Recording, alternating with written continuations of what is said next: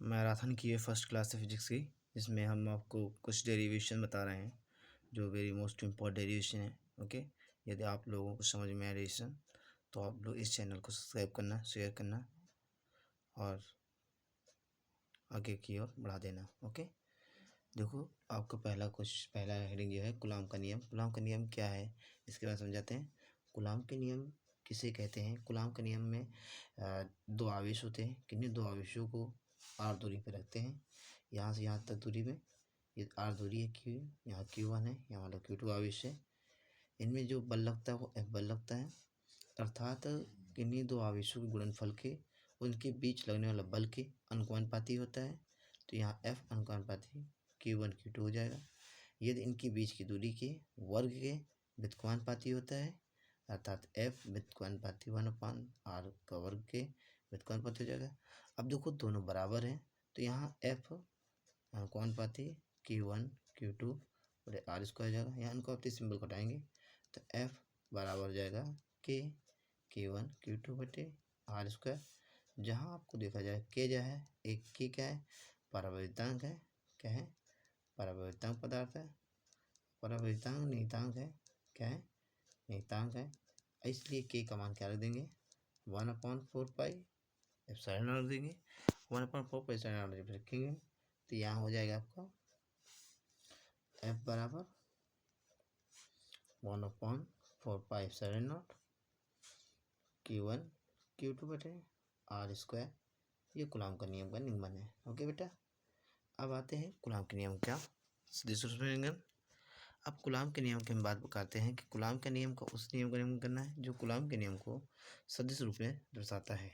तो इसमें क्या होता है, इसमें भी वही Q1 Q2 आवेश को, एक आवेश यहाँ है, एक आवेश यहाँ है, इन दोनों आवेशों को यहाँ रखते हैं।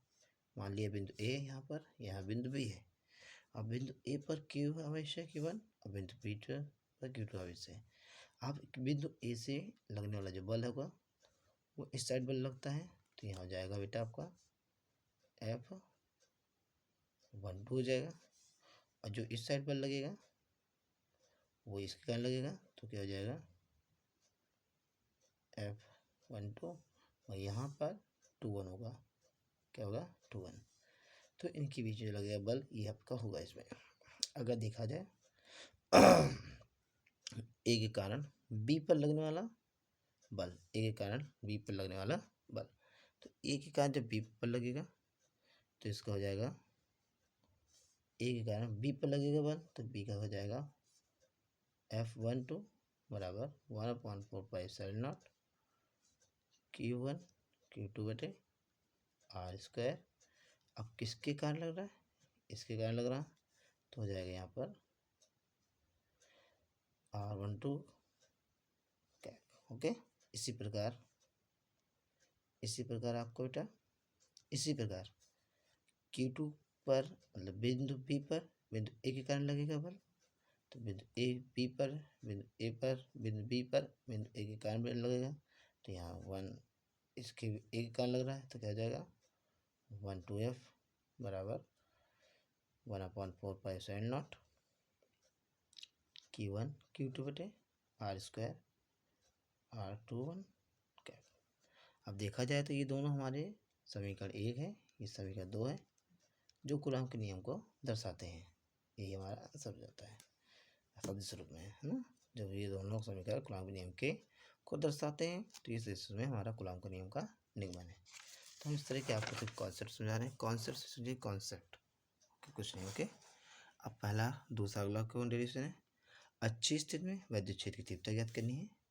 तो अच्छी स्थिति के बारे में बात किया जाए तो अच्छी स्थिति में वैद्युत क्षेत्र की तीव्रता ज्ञात करनी है। इसके पहले हम लोग बात करते हैं कि इस पे निगमन कैसे करते हैं। ठीक, तो इसके पहले हम लोग बात करते हैं वैद्युत द्विध्रुव के बारे में बात करते हैं। तो वैद्युत द्विध्रुव आप जानते हो कि कुछ ऐसे दो आवेश होते हैं जिन्हें हम अल्प दूरी पर रखते हैं।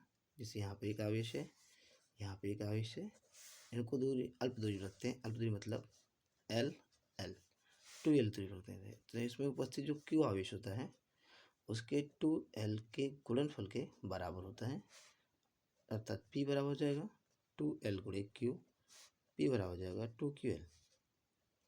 इसे वैद्युत द्विध्रुव आघूर्ण भी बोलते हैं। वैद्युत ध्रुव आघूर्ण जो P बराबर 2Ql हो जाता है। इसी फार्मूला को इसमें यूज करें हैं वैद्युत ध्रुवीकरण। अब यहाँ पर एक आवेश है, यहाँ पर Q1 है, यहाँ पर आपका Q2 आवेश है। ये बिंदु A है, ये बिंदु B है। जो अल्प दूरी पर है, यहाँ L है, ये भी L है। यहाँ से R दूरी पर बिंदु P है, जिस पर हमें विद्युत क्षेत्र की तीव्रता ज्ञात करनी है, द्विध्रुव कारण। अब यहाँ पर देखा जाए तो इसके बीच की दूरी कितनी हो जाएगी, यहाँ से यहाँ तक की दूरी ये Q है और ये R है, यहाँ L है तो R प्लस L हो जाएगी। और अगर Q2 से देखा जाए दूरी कितनी हो जाएगी P से, तो R में L क्या हो जाएगा माइनस, तो R माइनस L हो जाएगा। अब देखो यहाँ पर इसको करते कैसे हैं, तो अगर इसकी लैंग्वेज पूरी भाषा इस क्षेत्र के अकॉर्डिंग लिखा जाता है। अब Q1 आवेश के कारण बिंदु P पर विद्युत क्षेत्र की तीव्रता है ना, Q1 आवेश के कारण बिंदु P पर विद्युत क्षेत्र की तीव्रता, तो हो जाएगा E1 बराबर 1/4 pi epsilon not 4 pi epsilon not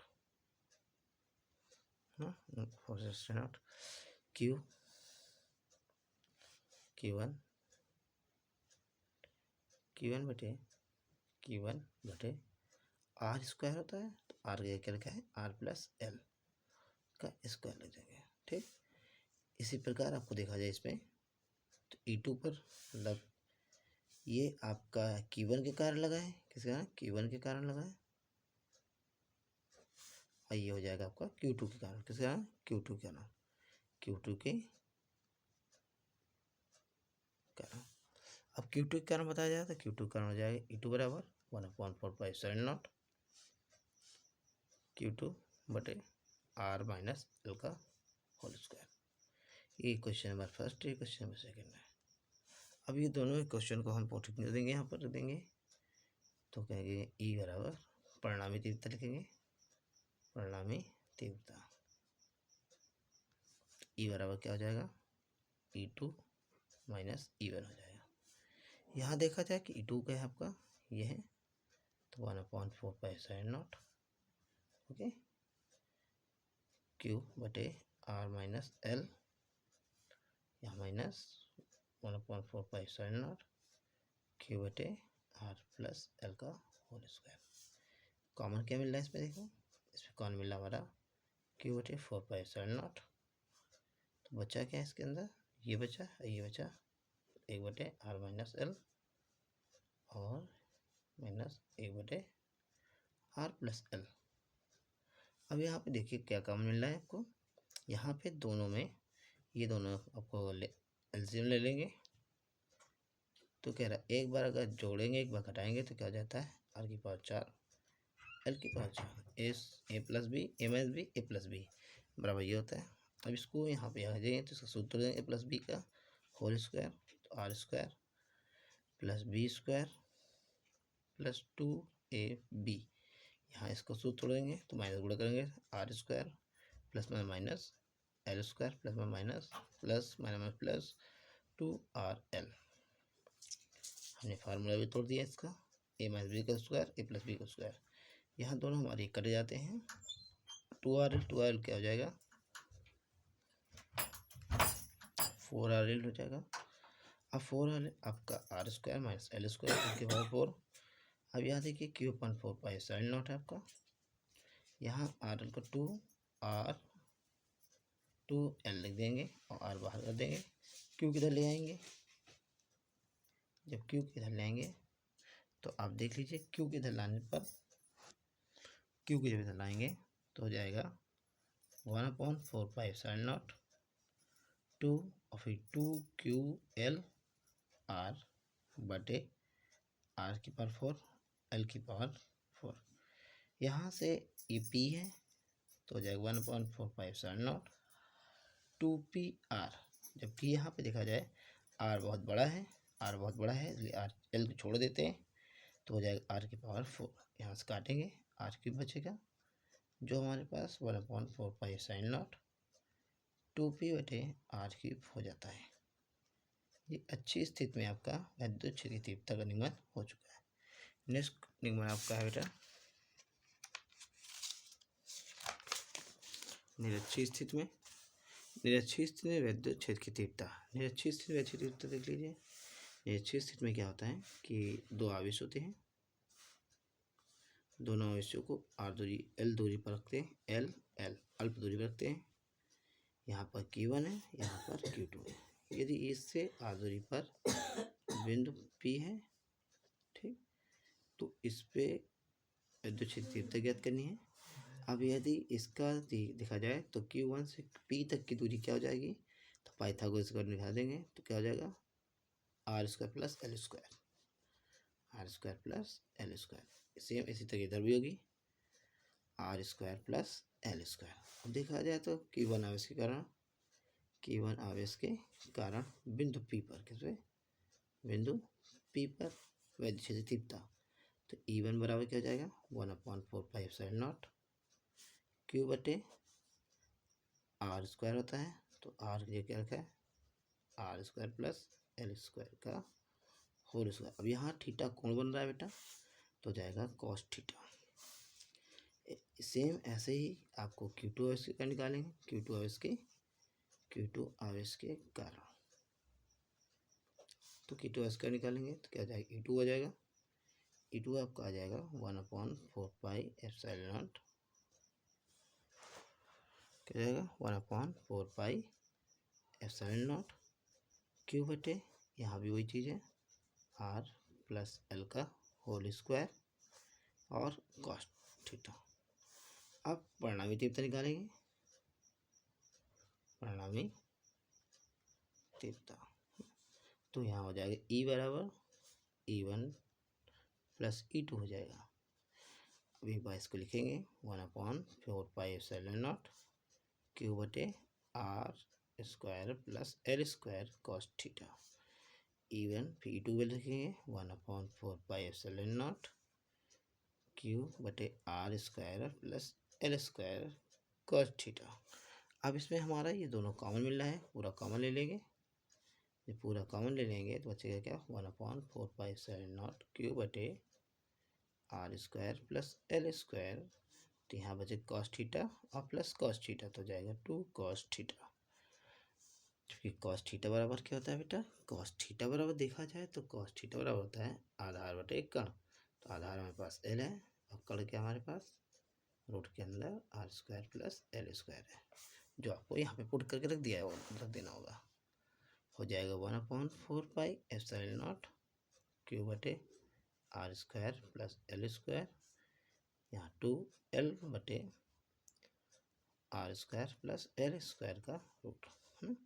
अब ये पूरा एक है, ये 1/2 है, तो हम इनको जोड़ गुणा कर देंगे, तो गुणा करेंगे तो हो जाएगा 1/4πε0 2QL बटे R square plus L square की पावर 3/2 हो जाएगी, है ना, क्योंकि आधी एक तो मतलब 1 प्लस आधी, तो 2 1 के 2, 2 1 3/2 इस तरीके। ओके, अब ये क्या है हमारा P के बराबर है, तो 1/4πε0 हो जाएगा P अपॉन L बहुत छोटा है, इसे छोड़ देंगे तो आर के बार स्क्वायर की पावर 3/2, 2 से 2 खत्म हो जाएगा, तो हमारा इसका निगमन आ गया E बराबर 1/4πε0 P बटे आर के। ये हमारा आ गया वैद्युत द्विध्रुव के कारण निश्चित स्थिति में वैद्युत की तीव्रता। अब हम बात करते हैं अगला हमारे पास है वैद्युत क्षेत्र की तीव्रता का निगमन। तो किसी एक बिंदु पर वैद्युत तीव्रता निगमन बताया है, किसी एक बिंदु पर ना, तो बहुत सरल है भी। देखिए देखो यहाँ पर हमारे एक आवेश है, यहाँ आवेश है, आवेश पर अगर लगने वाला बल F हो, है ना, Q हो या Q2 है, लगने वाला बल F हो तो F बराबर रहता है 1/4πε0 Q1 Q2 बटे आर स्क्वायर। अब इसके यदि एकांक आवेश को हम वैद्युत क्षेत्र के भीतर लाए तो हमारे लगता है क्या, बल, और एकांक बल को क्या कहते हैं, तीव्रता कहते हैं। तो E बराबर हो जाएगा, अब यहाँ पर लगने वाला बल आपका हो जाएगा F बटे क्या Q2, या तो एकांक बल बना तो एकांक बल बना दो, Q0 कर दो, ठीक। अब यहाँ पे Q0 हो गया तो क्या हो जाएगा, F का मान रखो 1/4πε0 Q0 Q1 Q नॉट बटे आर स्क्वायर बटे Q नॉट। Q नॉट से Q नॉट खत्म हो जाएगा, तो E बराबर का नियम बना गया 1/4πε0 Q बटे Q1 बटे आर स्क्वायर। अर्थात इसे ही हम लोग क्या कहते हैं, E बराबर 1/4πε0 Q बटे आर स्क्वायर। ओके, ये वैद्युत की तीव्रता का सूत्र है। अब बात करते हैं वैद्युत द्विध्रुव कारण। तो वैद्युत द्विध्रुव के बारे में हम आपको बता चुके हैं। इन्हें अल्प दूरी पे रखते हैं, तो अल्प दूरी में जब रखते हैं तो इनका आवेश जो होता है क्यू, एक कुल आवेश क्यू हो जाता है ना, अर्थात ये 2L और इसके कुल आवेश क्यू के गुणनफल को ही क्या कहते हैं, वैद्युत द्विध्रुव आघूर्ण कहते हैं। अगर बात आ जाए वैद्युत द्विध्रुव किसे कहते हैं, तो वैद्युत द्विध्रुव वह निकाय होता है जिसमें समान विभव के आवेशकों को एक ऐसे निकाय में रखा जाता है, उसे ही वैद्युत द्विध्रुव कहते हैं। तो इसे वैद्युत द्विध्रुव भी कहते हैं। P बराबर 2QL, तो हो जाता है P बराबर 2QL।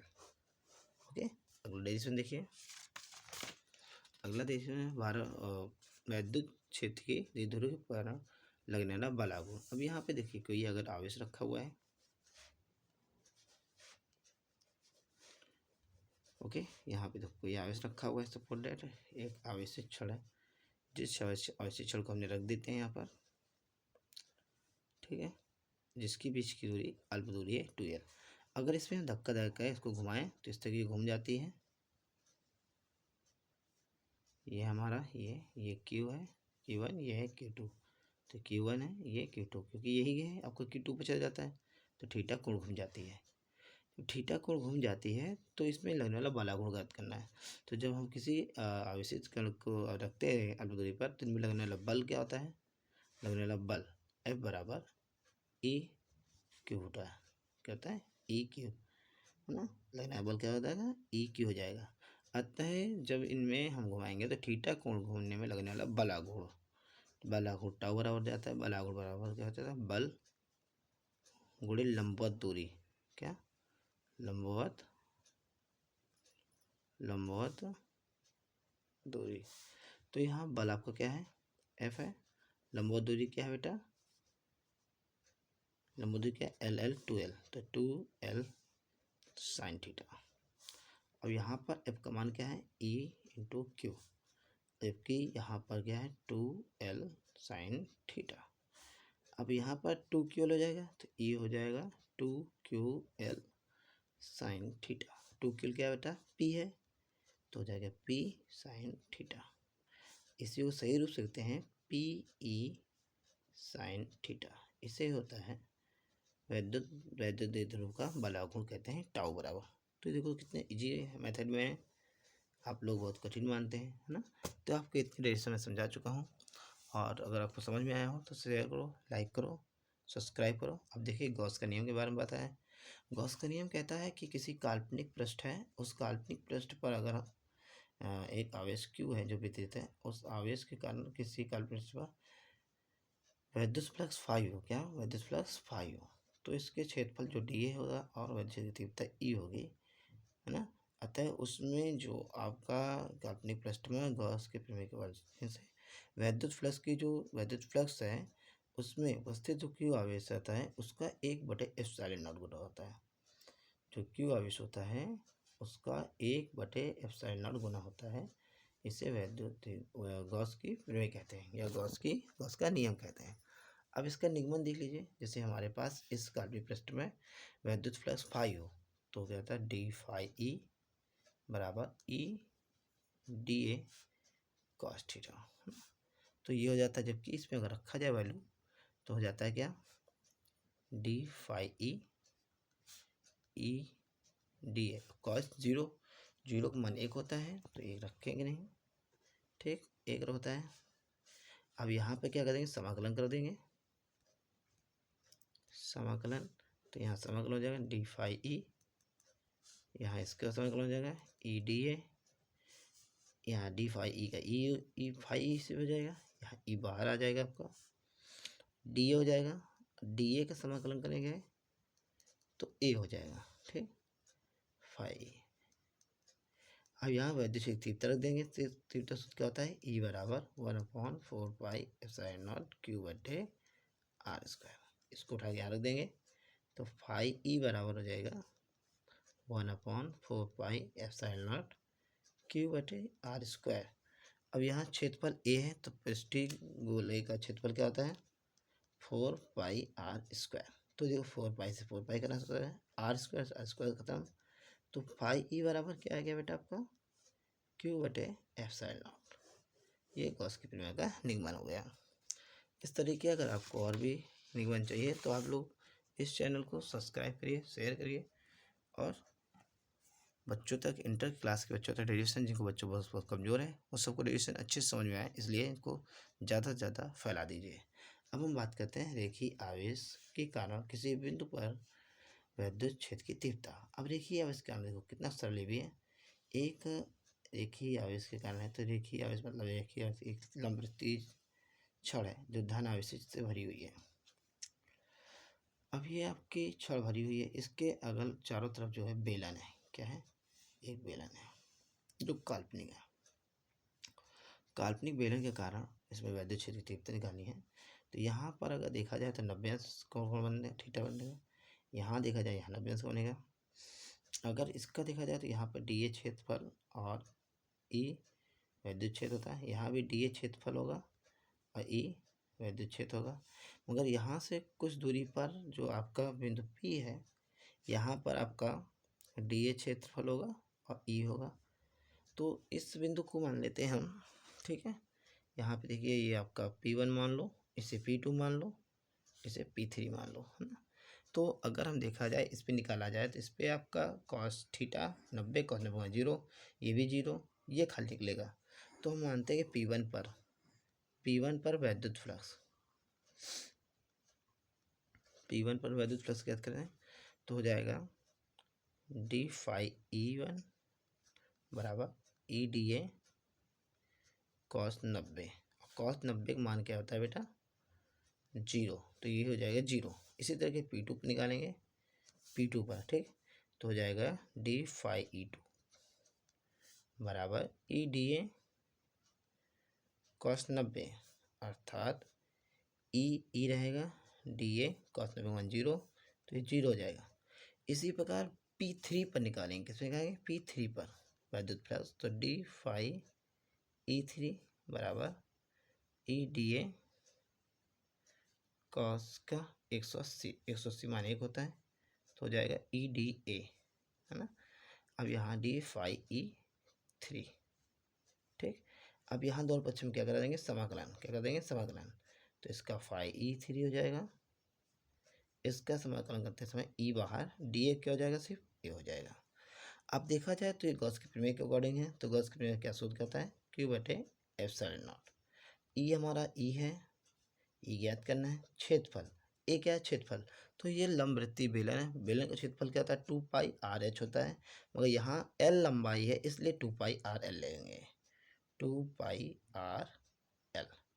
अब ये गुणा में है तो क्या में जाएगा बटे में जाएगा, तो देख लीजिए, तो हो जाएगा ई बराबर, अब यहाँ क्यू आवेश है तो क्यू आवेश है तो क्यू बराबर क्या हो जाता है, इसका एल आपका लंबाई है, इसमें जो ये धनावेश वितरित है तो इसका पृष्ठीय घनत्व या लंबवृत्तीय घनत्व जो होगा वो क्या होगा रेखीय घनत्व, तो रेखीय घनत्व इसका होगा लेमडा, तो क्यू बराबर हो जाता है लेमडा एल, तो यहाँ होगा लेमडा एल बटे ε0।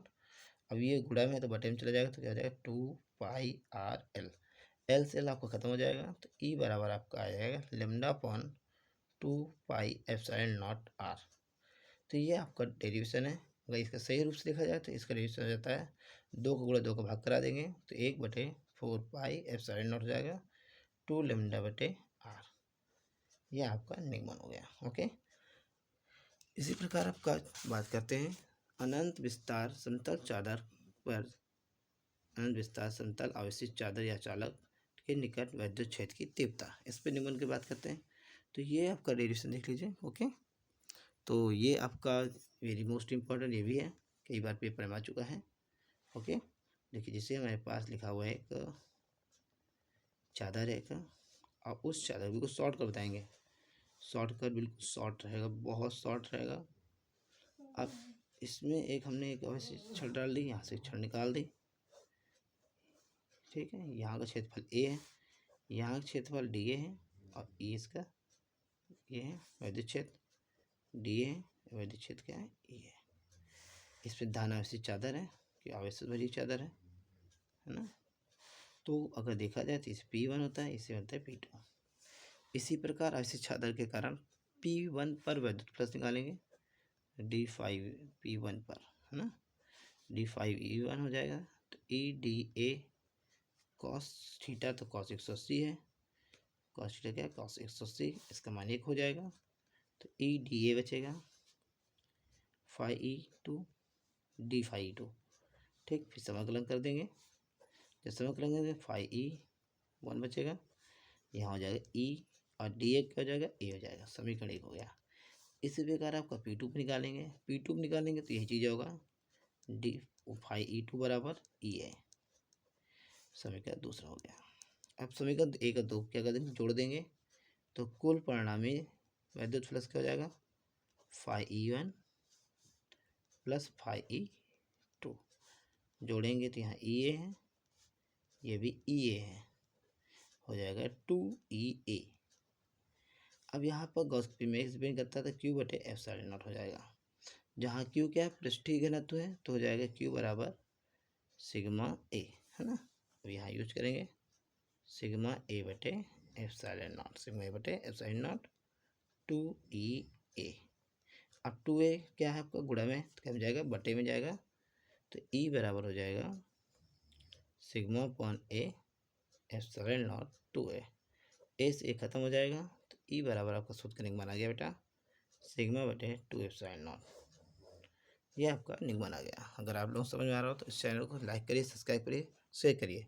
ये आपका मैराथन की फर्स्ट क्लास है। ओके, अब हम बात करते हैं एक समान रूप से आवेशित गोलीय कोश के कारण वैद्युत क्षेत्र की तीव्रता, इसके बारे में बात करते हैं। ये भी वेरी मोस्ट इम्पॉर्टेंट है, तो इसमें हम लोग बड़े आराम से निकाल लेंगे। ये भी है कि एक आपका एक पृष्ठीय एक गोला होता है, एक वृत्त होता है, गोली वृत्त होता है। उस गोली वृत्त के बाहर एक आवेश होता है और अंदर आवेश का शून्य होता है। जब शून्य आवेश होता है तो इसमें डिपेंड करते हैं। यहाँ पे देखिए ये आपका एक गोला है, गोले के अंदर एक छोटा गोला है जिस पे अगर देखा जाए तो धन आवेश से बाहर साइड में उसके आते होता है। तो इस पे यहाँ से दूरी इसकी R मान लो, इसकी दूरी कैपिटल R मान लो।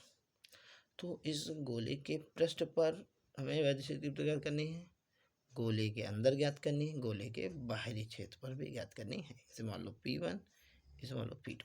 ठीक, अब इस पे हमें निकालनी है क्षेत्र की तीव्रता निकालनी है, तो बहुत सरल, कोई बड़ी कठिन नहीं है। तो अगर इसके बारे में बात करें कि गोली पृष्ठ के अंदर के बारे में बात करें तो यहाँ पर आवेश आपका Q आपका 0 होता है। जब गोली पृष्ठ के अंदर के बारे में बात करें तो यहाँ तीव्रता आपकी क्या हो जाती है, 1/4 पाई एप्सिलॉन नॉट और Q बटे R स्क्वायर होती है। जबकि यहाँ पर जब तीव्रता ये होगी तो यहाँ होगी 4 पाई एप्सिलॉन नॉट और यहाँ आपका Q क्या हो जाएगा, 0। तो ये 0 अर्थात 0 हो जाए तीव्रता। अब इसी तरह के अगर इसमें गोली पृष्ठ के बाहर निकाली जाए तो इसमें वही हो जाएगा है ना। गोली पृष्ठ के बाहर निकाली जाए तो गोली पृष्ठ के अगर बाहर के निकाली जाए तो इसकी सूत्र का तीव्रता R होती है, मतलब दूरी R होती है कैपिटल R। तो E बराबर हो जाता है पृष्ठ के बाहर, पृष्ठ के बाहर, ये पृष्ठ के अंदर है, ये पृष्ठ के बाहर है। तो E बराबर हो जाती है 1/4 पाई एप्सिलॉन नॉट और Q बटे कैपिटल R का स्क्वायर हो जाता है। अब इसी तरह गोली पृष्ठ के पृष्ठ पर निकाली जाए वैद्युत क्षेत्र तीव्रता तो E बराबर हो जाती है 1/4 पाई एप्सिलॉन नॉट। जो कैपिटल R है वही स्मॉल r को डिनोट कर देता है, अतः स्मॉल r बराबर हो जाता है तो Q बटे क्या स्मॉल r का स्क्वायर। तो इस तरह के तीनों निगमान आ जाते हैं, वेरी मोस्ट इम्पॉर्टेंट। तो आपको सिर्फ हमें लॉजिक बता रहे हैं कि कैसे डेरिवेशन करते हैं। अब वैद्युत विभव ये आपका हम नेक्स्ट मैराथन में आपको चलेंगे। ओके, जो नेक्स्ट वीडियो रहेगा आपका, नेक्स्ट आपका इसमें जो हम आपको अपलोड करते रहते हैं वीडियो, इस तरीके आप लोग इस वीडियो को, चैनल को सब्सक्राइब करिए, शेयर करिए। जय हिंद, जय भारत।